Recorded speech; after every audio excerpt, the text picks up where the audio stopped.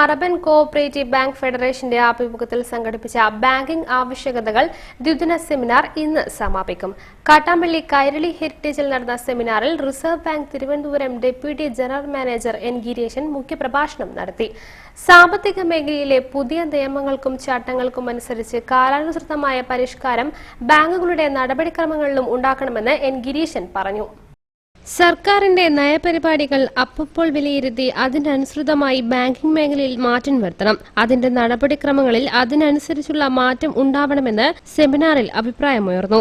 Banking മേഖല നേരിടുന്ന വെല്ലുവിളികൾ കൃത്യമായ ആസൂത്രണമുണ്ടെങ്കിൽ മാത്രമേ അഭിമുഖീകരിക്കാൻ സാധിക്കുകയുള്ളൂ. കേരളത്തിലെ ബാങ്കുകളുടെ പ്രവർത്തനത്തിൽ റിസർവ് ബാങ്കിന് സംതൃപ്തിയുണ്ടെന്നും പ്രാസംഗികർ പറഞ്ഞു. ചെയർമാനും മാനേജറും ജീവനക്കാരുമെല്ലാം ഒത്തൊരുമയോടെ മുന്നോട്ടു പോകുന്നതുകൊണ്ടാണ് പല പ്രതിസന്ധികളിലും അറബൻ ബാങ്ക് അതിജീവിച്ചുകൊണ്ടിരിക്കുന്നതെന്നും ഇവർ ചൂണ്ടിക്കാട്ടി.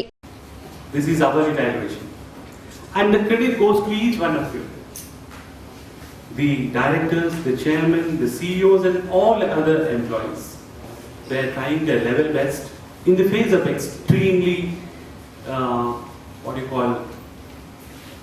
very difficult competition that you are facing.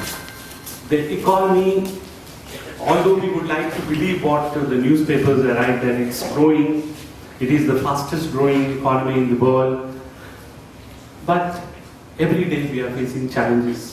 The organizations are facing challenges. The financial sector is facing challenges every day. And being part of the financial sector with a place like Kerala. Kerala is, I always say this in various forums, even in our central office, is an outlier than other countries.